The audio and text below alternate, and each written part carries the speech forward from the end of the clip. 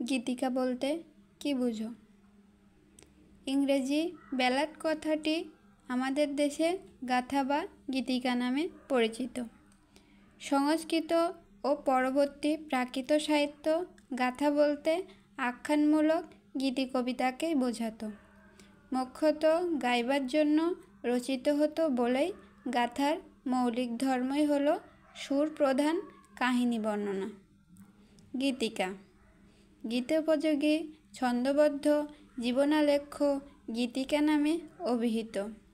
এর কাহিনী মূলত সরলরৈখিক ও পূর্ণাঙ্গ। গায়ক দোহার ও বাদ্যকর সহযোগে আসরে গান করেন। চারপাশে সমবেত শ্রোতা তা শুনে আবেগে ও আনন্দে আপ্লুত হয়। গীতিকা পাঠেরও উপযোগী।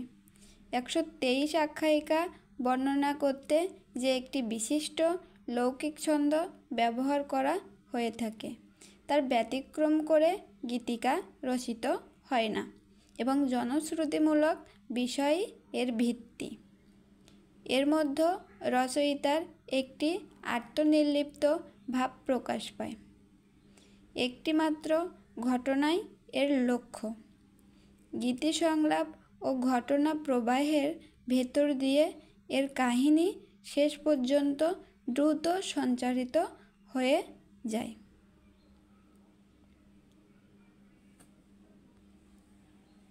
একজন ইংরেজ সমালোচক গীতিকার এই প্রকার সংজ্ঞা নির্দেশ করেছেন: a ballad is a folk song that tells a story with stress on the crucial situation, tells it by letting the action unfold itself in event and speech and tells it objectively with little comment or intrusion of personal bias.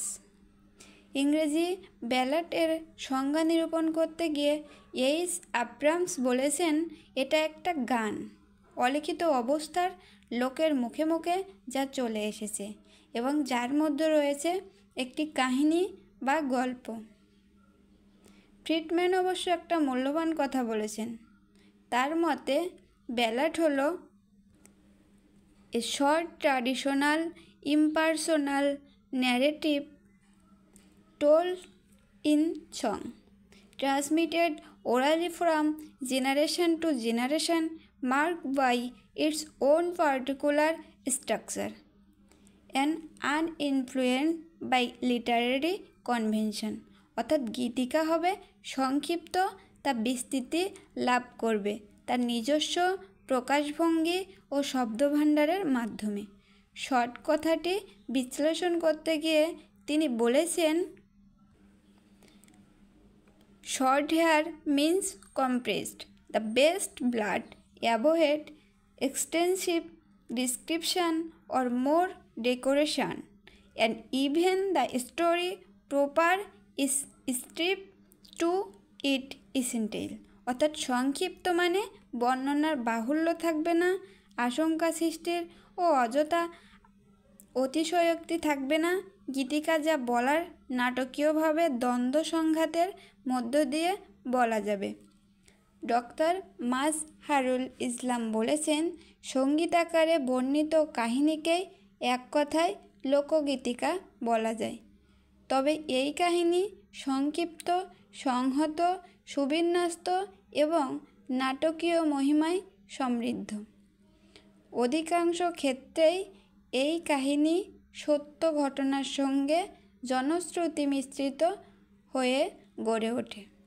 তবে সেই ঘটনা দুর্ঘটনা, স্বাভাবিক ঘটনা নয়। এমন ঘটনা এটা দৈনন্দিন ঘটে না। অধিকাংশ গীতিকার বিষয় প্রেম ঘটিত বঞ্চনা থেকে উৎসারিত। এক ব্যক্তি তার বোনের বিয়ের দিন তাকে হত্যা করল, কেননা সে ভাইয়ের অনুমতি গ্রহণ করেনি। এই নৃশংস ঘটনায় জনশ্রুতির মাধ্যমে লোককবির কণ্ঠে গানে রূপ লাভ করল। সংক্ষিপ্ত বর্ণনায়, সংহত আঙ্গিকে এবং নাটকীয় পরিবেশের মাধ্যমে ছন্দে গানে বিধিত এই কাহিনী হলো একটি গীতিকা। পরিশেষে বলা যায় যে গীতিকা বলতে সাধারণ অর্থে তাই বোঝা যায়, একটি ঐতিহ্যমণ্ডিত ব্যক্তিনিরপেক্ষ গীতময় কাহিনীকেই বোঝায়। তবে সেক্ষেত্রে কাহিনী বড় কথা নয়, গীতিকায় কাহিনীটি কিভাবে বিধিত হলো সেটিই বড় কথা।